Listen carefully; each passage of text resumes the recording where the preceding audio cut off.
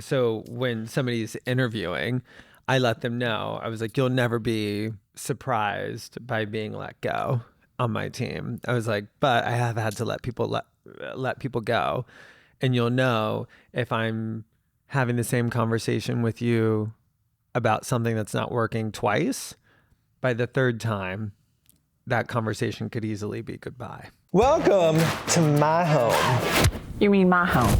Okay, it's neither of our homes. But it is our podcast. Glitter and Gay. Coming your way. So thanks for tuning in today. So, personally, are you similar? Mm-hmm. Yeah. Well, no, personally, I'm... Are you So, more tolerant personally? no, Are you more tolerant less. personally? I'm less tolerant personally. Interesting. So, in business, I feel like I'm investing in somebody. Part of what I enjoy about leadership is the education process and teaching and like seeing people grow and find like their career under my leadership is where I get my greatest satisfaction. Obviously, I love closing big sales. That always feels great.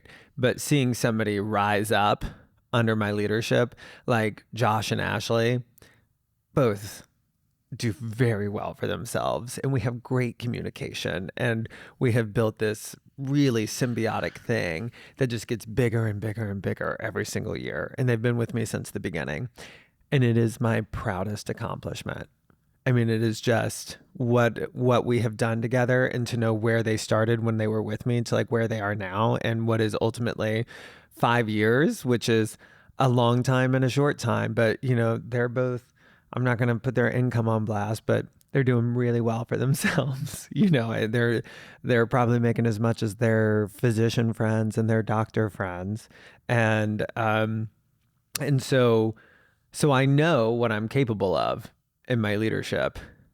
That said, in my friendships, I'm like, I don't need as much, right? And so like, if you can't meet my standards, not my expectations, my standards, because I don't have expectations, but I have standards on like how people should be treated, how people should show up. And if they don't meet those standards, that's fine. I'm not mad at them for not meeting those standards. And that's what I'm learning for me is the difference between having expectations, acceptance, and standards.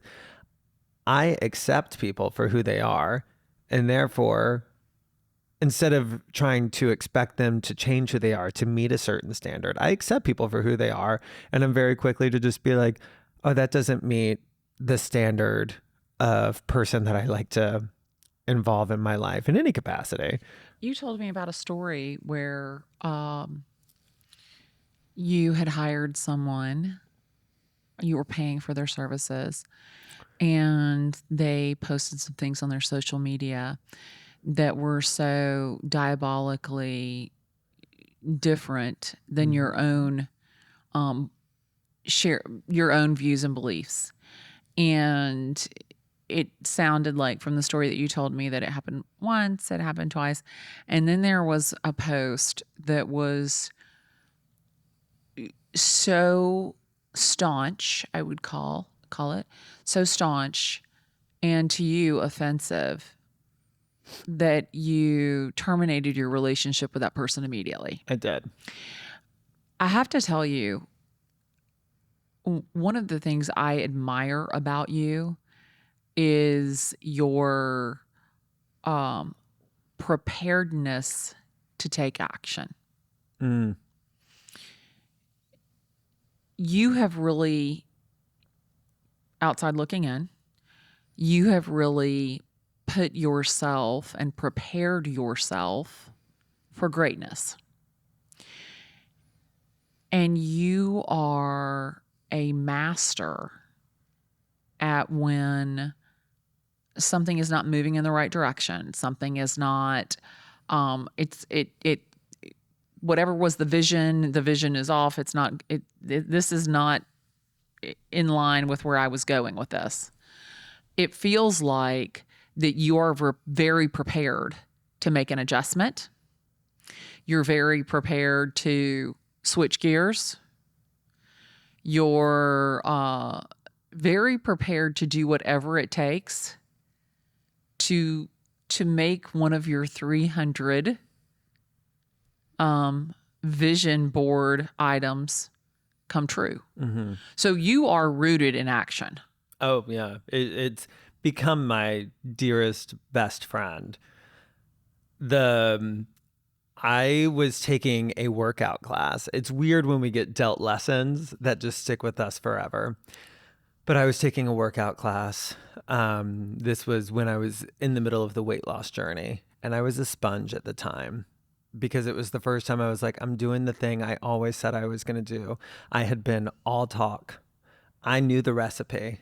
I knew what I needed to do, and it just wasn't doing it, right? Like there's typically no secret ingredient that all of a sudden takes the hardship out of the process and just makes it happen magically for you, right? But is typically a recipe for almost anything you want to do in your life. You just have to do it, and you have to consider one of the intangible ingredients is time. And I think that's the one that makes most people uncomfortable because we all want the results right away. And so once we realized I went into action for like a week, and I had a friend and I love him. And he was like, I got a Peloton, and he's like, I have done a Peloton ride every single day and I didn't lose any weight this week. He's like, it's garbage. And I was like, you can't Peloton for a week and then feel like you have enough data to decide whether or not it's working. I was like, you do realize Peloton is working for apparently hundreds of thousands of people. I'm just using that as an example. But I was in this workout class. It didn't work for Big. I'm just kidding. Oh God, I know. It was also a PR disaster. I started to say we should have talked about that in the brand episode. Yeah. Sorry, I didn't mean you got to protect yourself. I think I've shared this story with you though, because I know you and I both connect to sayings and little anecdotes that really just kind of stick inside of you and keep you going. But the trainer of this class, Mark Fisher, was like, I'm going to tell you the story of the buffalo. Have I shared this with you before? No. The story of oh, you were going to love this one. Okay. And this is a true thing about buffaloes. I don't know much about buffaloes, so I'm excited to listen. You're about to learn the only thing I know about buffaloes, and it is a mindset game changer. Tyler Whitman told me a story about buffalo. Once upon a time, Tyler Whitman told me a story about buffaloes. Would you like to know how many minutes we're in? No, because I'm just going to go with the flow. I feel like it's going to be a good episode. Okay, go ahead. So I keep for people who are listening, I keep forgetting to start the stopwatch. So I know, but I looked at my watch when I saw you forgot to start it. It's only been 3 minutes? It's been 4, yeah. Okay, right, whatever. My body clock is all right. So, buffaloes, as a species, they hate water. And do you know this? And so they hate being in storms specifically. And buffaloes have learned when they see storm clouds in a distance that they are better off darting towards the storm clouds and running towards it as quickly as possible, because if they move towards it, the storm passes over them very fast and they get dry and they get on the other side of it very quickly. Versus when they run away from the storm clouds always catch up with them, and then they're moving as one and they stay in it so much longer. And they have learned this as a species. And so he will say in the middle of a class when we're about to do the hard section of a workout, he's like, it's time to be a buffalo. He's like, just go in and attack and get it done, and you'll be on the other side of it in just a second. And I think about that all the time. When I'm afraid of something, when I'm about to not be in action because there's a hard part, I'm like, time to be a buffalo. Get in there, do the work, and then enjoy what's on the other side, and do it again and again and again and again. And what's on the other side just gets better and better and better and better. And I've lived my life from that lesson. I mean, I've lived my life through that for the last 7 years.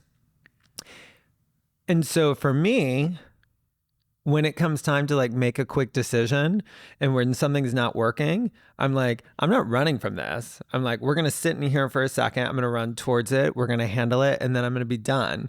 If I have bad news for a client, I will call that client immediately and give them the bad news, because I used to be the kind of person who was like, okay, let me just finish my day, digest this and process this. And then once I have a clear head around it, I will call them this evening and we'll have the conversation. Now, if I get bad news, my next phone call is whoever needs to hear the bad news. Bad news doesn't get better with time. Oh my God. You taught me that one. Bad news does not get better with time. Amen. And you know what? When I have that hard call with a client, same exact thing. I get the bad news.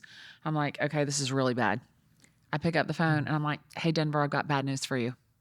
I like literally, because immediately Denver is like, oh my God, this is really bad. She's telling me she's got bad news for me. And then when I tell him something and it's not nearly as bad as he had imagined it. Remember when you asked me how many times I'd been married and I said several? And I told you that I love that anecdote. that several was more than 3. And then you said, well, how many times have you been married? And I said 3. And you said, oh, well, you're on the low end of several. Very similar thing. Tyler, I've got some bad news. And you're like, oh my God, it must be really bad. And then it's not nearly as bad as you think it is. And you're like, okay, we can work with this. Do you know what? You have to take action. I mean, my entire life is literally predicated on the road is paved with dead squirrels that failed to make a decision. Like, I think about that all of the time. You said it when we were ordering appetizers at dinner the other night. He was like, do you guys want the spring rolls or the calamari? And I was like, I could go either way. And you went spring rolls. And he walked away and he goes, don't be a dead squirrel. Yeah. I was like, okay, spring rolls it is. Yeah. And it was a great decision. It was. They were so good. And this is kind of the lesson, is that if the spring rolls were bad, what would we have done? Ordered calamari. Thank you. This is the thing, is like, go ahead, like take the action. And what I really do is the worst case scenario. What is the absolute worst case scenario? Like, somebody just sent me a text and they said, hey, blah, blah, blah, blah, blah, blah, blah, blah, blah, blah. And I'm like, okay, what's the worst case scenario right now? And I was like, okay, nobody dies. So whatever the situation is, we'll deal with it. When I'm thinking about phone calls, do you know my whole thing? Anytime I'm like nervous about making a phone call, I'm like, can't nobody kill me over the phone? That's always what I say before I pick up. I'm like, nobody can hurt me over the phone. I was like, we're going to be just fine. Yeah, I mean, really, it blows my mind when I was paralyzed with fear.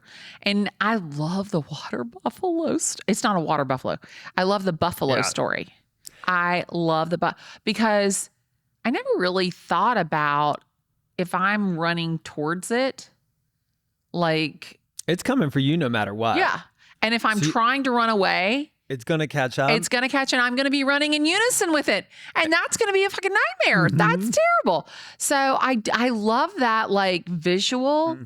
But to me, and you mentioned it in season 1, you're like, I hate it when an agent posts on social media, which logo do you like better? Like, during the time that they've taken to make a decision on their logo, I've already sold a house. And I think about you saying that all of the time.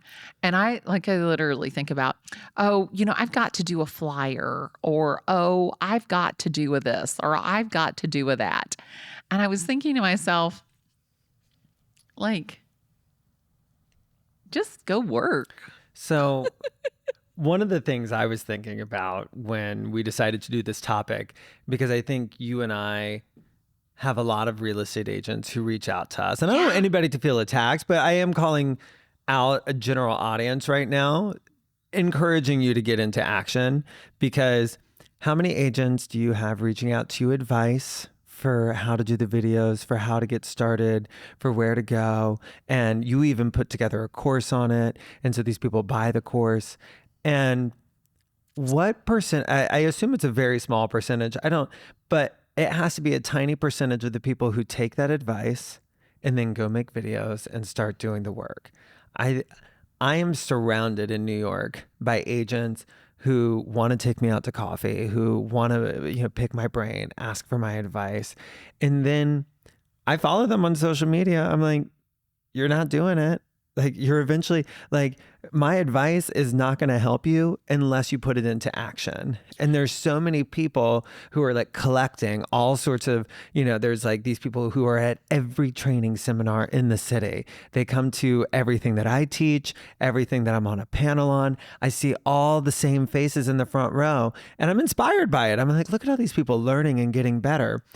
And then, but I follow them on social media and I'm like, are you not going to do anything with all of this information that is just being gifted to you for the most part, that is just being handed to you? And clearly you have an interest. You're going out and like, I even have agents on my team who are constantly like collecting feedback on how they should respond to something and how they should handle a certain situation. And then it just kind of like fades out and they don't actually do it. I'm like, get to work, get to action. Like it's not so much a pet peeve of mine because I have compassion for it. I know it's coming from a place of like a fear of failure, a fear of not looking good, a fear of making a mistake. But I'm like, that is part of the process. It's part of the process. You have to get to work. Well, and people ask me, they're like, Glennda, I want you to be my mentor. Glennda, do you do coaching, Glennda? And the answer is no, no, no, no. And the reason that I don't is because I will tell you, I know I had this girl, she wanted to be my mentee. And she's like, I'm moving from California to work with you, to work at your company so you can be my mentor. And I'm like, oh, goodness gracious. Like, that's a big move. And she gets here and I meet she came. Oh, she came. Oh, wow. And I met with her and I'm like, okay, I want you to preview 5 houses a day, 5 days a week. You're moving from California to Atlanta. You don't know anything about the Atlanta real estate market. 1 week, I want you to do Buckhead. 1 week, I want you to do Sandy Springs. 1 week, I want you to do Garden Hills. 1 week, I want you to do Decatur. She wanted to sell inside the perimeter. These are all areas inside the perimeter. So I said, that's 1 month. And I'll meet with you every single week. But you have to have previewed the houses. And you have to show me the showing time confirmation and the lockbox confirmation, where you went in, where you made the appointment and where you went in. Okay? That's all you got to do. Very easy to run that report. 1 page, no problem. Week 1 ends and it's time. She wants to come see me for week 2 for our meeting. And I said, okay, great. I need you, before we set our appointment for week 2, before we confirm our appointment for week 2, I need the showing time and the Supra reports that show me, oh goodness, I didn't get to do that. I'm like, oh, okay. How many did you do? I started my period. I was not feeling well. And it was really bad. It was like really heavy and I just wasn't feeling well. And I was like, oh, goodness. But you're feeling better now? Yep. I'm like, okay, I'll see you Wednesday at 2:00. Wednesday at 2:00, we have our living. She wants to stay all day. She wants to come in all day, not 30 minutes. She wants to come in all day Wednesday. And I said, but you know what? You're feeling better. I need you to preview 5 homes a day, 5 days a week. And I said, I'll even make it easier. It's 25 houses a week. Whether you do 5 houses a day, 10 houses, 2 houses, 3 houses, whatever. The next week, I said, I just need you to send me the reports. I can confirm your appointment. And she goes, oh, goodness. My brother was sick. And I said, you know what? I'm going to make this super easy. Go take care of your brother. And once you've previewed the 50 houses and you can send me the reports, then I'll set your next appointment. Never heard from her again. I bet. That doesn't surprise me at all. And the thing about it is, it makes my head spin around. It's not flat in my nose because my time is all I have. Mm-hmm. And you are wasting my time. And not only is she wasting your time, but you know what because similar things have happened to me repeatedly over the last 4 or 5 years. And now it's put me in this place of like when people ask for my time and might use it very valuably, we might both get something out of it. Yeah. I am jaded now. Yeah. I'm like, you're not going to do anything. No. I'm like, you're not going to get to work. No. Because there's a great Jim Rohn speech. I'll send you the link on YouTube because it's really fantastic. And it's like 17 minutes. But at the core of it, he is talking about the fact that all of the information that you could ever want, and this is the analogy he uses. He was like, anything you could ever want to know is available at the public library. He was like, all of the information you could need about anything in the world. And he was like, and only 3% of the population has a library card. And he was like, and that is what I have learned throughout my life's work, is that only 3% of people use what's in front of them, actually put it into action, actually go out there and take a hold of whatever it is that they're looking for and go out there and actually do the thing. And he was like, and I've been doing this for 40 years. And he was like, the data hasn't changed, just the faces. And he's like, so I'm here to welcome you into the 3%. He's like, but I do believe that only 3% of people truly take the risks and live in action. And it's not hard to make our videos. You know what I mean? It's not I'm just. I'm sorry, Denver. Well, listen, you can find somebody who has the skill set and the talent. Or you can use your phone. Exactly. You can do whatever it is, and you sit there in front of it and you watch these agents who do it. You know, me, you, Taya DeCarlo's business has exploded. Yeah. There's so many people, there's so many reference points of normal people who started doing videos and getting their faces out there and who have gotten better over time. Like Taya's videos have gotten so good. Yeah. I mean, they have gotten so good. I love her. I love her too. Not that they were ever not good, Yeah. but you would look at her She's now. kind of found herself. Exactly. And like, you would not, I think people like look at her now and they're like, well, of course she's doing well. Look how good her videos are. I'm like, it's because she started wherever she was. Right. And you get better and better and you get more and more creative and you get lots of feedback because people are saying, oh, I loved this. And so you start doing more of that and more people start sending. It compounds. Like these are things that grow when you're in action, but not when you're just sitting there, you know, with a pencil and a piece of paper, writing down some ideas that maybe you have, which is a good start. But that pencil and paper isn't going to mean anything unless you pull out the camera and you start putting the content out there. You know, I was just sitting here and I was thinking to myself, you know, we have this video, Glenda's Guide to Video. And I was just sitting here thinking, all of the people that have said, I'd love to take you to lunch. I'd love to take you to coffee. I'd love to pick your brain. I wonder how many of those people have bought my video. I wonder how many of the people who DM me and ask me to follow them have bought my video. Mm-hmm. I wonder how many people that have bought the video have actually posted a video. So, According to Jim Rohn, it's probably around 3%. So I think I'm going to challenge the audience. If you want to pick my brain, you want to have coffee with me, you damn sure better have bought my video. Because I'm telling you right now, it's not just me, it's me and Denver, number one. And then if you want me to follow you, you damn sure better have posted a video. Yeah. I mean, think about it. I mean, do you have people that send you messages and say, will you follow me? I do. Is that so funny? I don't respond to, I don't respond to most of my messages. You know, I do. I don't. Do. But do you know what I think I'm going to do? I think I'm going to do a litmus test. You know, I mean, I'm so fortunate and so blessed. The Glendda they are like such an army. Oh, yeah. And the majority of people that DM me, like Lacey Dollar in Alabama, like the girl DMs me all the time. And I always respond. And I've got a person named, I call them Bees. I don't know their real name, but Bees has sent me more messages than anybody on the planet. Lydia, who you met this morning, mine are Bravo junkie. Yeah, I mean, I love mean that, but like Lacey, like she's new and she's trying. Yeah. And it was so funny. I sat on the, Is her name really Lacey Dollar? her name is really Lacey Dollar. Wow. I want, guess what her mama's name is? Her mama is a Glenda. And Her mama's name is Lulu. Lulu Dollar. Lulu. Well, I think Dollar's her married name. Oh, okay. But don't you love Lacey Dollar? I told her double your dollar with Lucy Dollar with Lacey. Double your dollar with Lacey Dollar.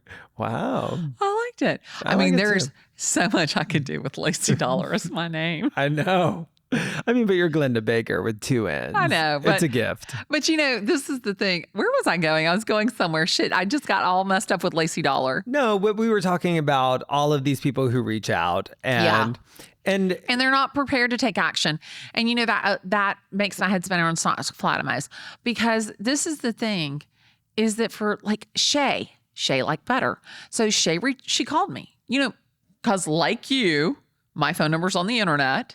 Hello, this is Glenda. Hey, Glenda, this is Shay Like Better. I'm with ABC Real Estate Company. I would love to meet you. I'm like, you know what? I'm actually going to be at ADAC next Thursday. Okay, great. Is that something I can come to? I said, yeah, I'll send you the link. It's in my story. She's like, okay. Hang up the phone, sends me a DM. I'll see you next Thursday. Sure enough, today, Glenda, it's Shay Like Better. Oh, really? She was there today. Which one? She had on this beautiful, spectacularly beautiful royal blue jumpsuit. It was gorgeous. Oh, I don't think I met her. Oh, my stars and stripes. She was gorgeous. And so this is the thing is like, I just want you to take action. Do what you say you're going to do. And then just one step, like one step. Like, don't eat that shit. Like, drink more water. Like, take that first step in your walk. Like, whatever it is that you want to get better at, you've got to move towards bettering yourself with action. Yeah. I mean, in that Jim Rohn speech, he talks about the fact, he says, all the lack affects the rest. So if you start taking these lacking behaviors and things that aren't in action, he was like, it spirals out. And next thing you know, you've got a really bad disease going on. He's like, but the good news is every good affects the rest. And he was like, so if you're trying to get healthy, he was like, stopping what you're doing and doing 3 push-ups is contagious. He's like, because next thing you know, whenever you're walking into your kitchen, maybe you're going to grab the apple instead of the Rice Krispie treat. And then, Victoria loves Rice Krispie treats. Me too. He doesn't reference Rice Krispie treats, but that was on I had a Rice Krispie treat on the flight up here. I hadn't had one in forever, but yeah, they're good. Victoria loves. So did I tell you the story about Victoria eating 56 pixie sticks in one sitting? From Atlanta to Tampa, Victoria ate 56 pixie sticks. On a plane? No, in a car ride? Oh, that must have been how old was she at the time? She was in cheerleading, so somewhere between like 5th and 8th grade. Okay. But Victoria, for her entire life, she's thought sugar was a food group. So it's so hilarious to me to watch her like mush up the peaches and mush up the avocado so it doesn't have preservatives or added sugar or anything for her kids, when Victoria literally thought sugar was a food group.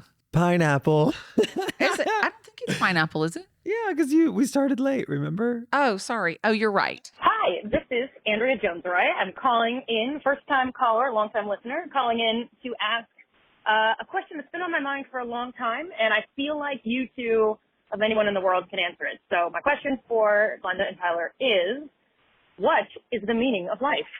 And please don't say 42, because that's what everyone says, and I'm bored of that answer. All right, I can't wait to hear and have this finally answered. I don't know if you needed to know my name, but now you know it. Thanks, bye. Do you know her? Oh. Oh. Do I? So I know her very well. She's automatically think that I know everybody that knows you. Well, she's got a pretty popular podcast. Is she a real estate agent? No. She's got a nice TikTok following. She's really, yeah, she's very quirky. She's very funny. What's her shtick? She is a professor at NYU and a data scientist, and but she's also hilarious. What is the meaning of life? Mm-hmm. You should have known that she was like a professor, data scientist, smart person. What is the meaning of life, Tyler? It's however people define it. I'm 42. She said, don't say 42. I guess that must be some sort of data thing that I'm not It aware of. must be some like really intelligent answer Yeah. that you and I didn't get. So to me, I think she said that's what her husband says. oh, really? Well, she doesn't. She doesn't have a husband. She does have a significant other. Oh, Over maybe she very didn't long say that term. because you know I can't hear well. Not through that ear. So to me, okay, the meaning of life, and I think about this often because I I have like these big dreams, these big fantasies, these big things that I want to accomplish, and sometimes I fall into this place of like, why does any of it matter? Like, why is it that important to me that I do all of these things and I hit all of these big accomplishments? There's billions of people in the world and we're just on a teeny tiny planet flying through space. And if we're lucky, we got, 80, 90, 100 years to do everything on the list. And and to me, the thing that's been on my mind so much is that if you're not growing, you're decaying. And that's why it matters to me. Because when I am sitting around and not moving towards something, I feel meaningless.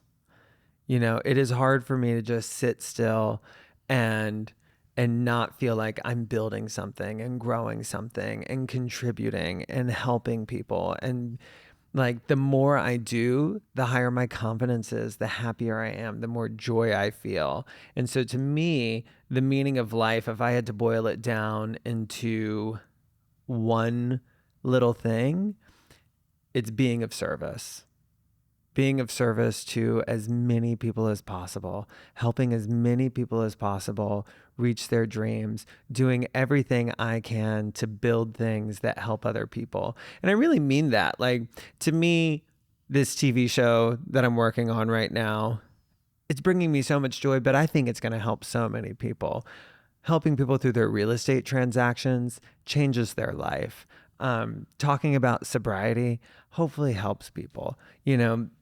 There's just and like when I build these businesses, like I've kind of reached my financial goals. Like I'm not wealthy enough that I don't need to like make money anymore, but I'm like, it's not so much that I need to make more money, but the joy that I'm getting out of it now is watching the careers that are being created under what I've built, right? And like continuing to build it because I'm like, God, I'm like, this is beautiful and it's special. And now I have all these people who work for it who are hitting their financial goals. And I see the life that like next weekend, Ashley just bought her apartment. And next weekend, I'm going to be flying to Alabama to watch her get married. And, Josh owns several properties now. He just had a kid. He was just able to take 3 weeks off to go on a long vacation. And like, and they came to me from like entry level salaries out of college, and now they make hundreds and hundreds of thousands of dollars, and they're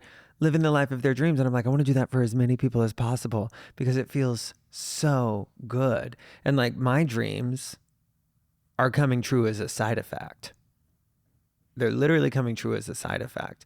And the more I realize that, like, the more of service I can be, and I think just boiling it down to being of service, helping as many people as possible, giving as much advice, like that is the fulfillment. That is what I think makes the world move forward. So being of service, I guess, is my answer.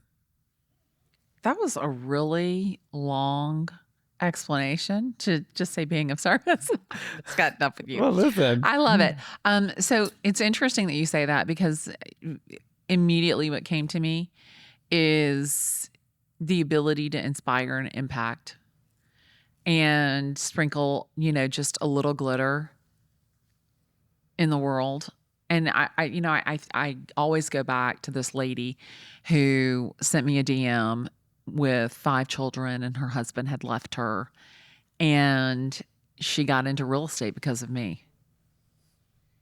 And it gave her the ability to take care of her 5 kids. It gave her the flexibility to take care of her 5 kids. And, not that I'm Mother Teresa, but what was the alternative for that woman. Had she not stumbled across me on TikTok, like what was going to be, she'd never worked.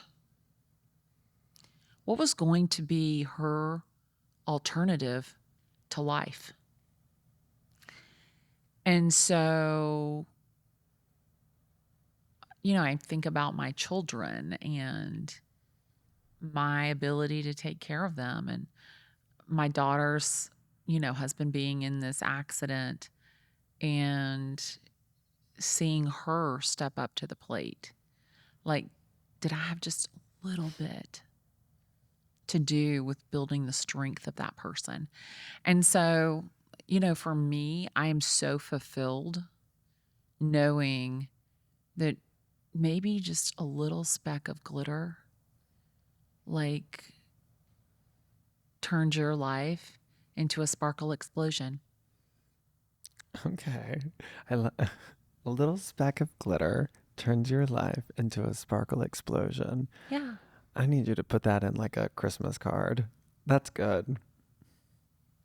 And it would absolutely feed into the sparklers. The sparklers. I've been canceled on the Napples. Yes, I you can't call have. you the Napples, but we've agreed on the sparklers. Let me ask you a question. Did you agree not to do the Napples anymore because of Lydia? Or did you agree not to do the Napples anymore because sparkler is better? Well, you were also pretty against sparklers for a while. And so I felt like if I held on to Napples, I could eventually get you on sparkler. It was all part of the plan, Glennda. And thank you to our dear sparklers for liking, sharing, Subscribing, rating, and reviewing. That's all we have For you today. I love that you followed the I'm the conductor. No, you know what, Mrs. Glover? She was the I- choir teacher.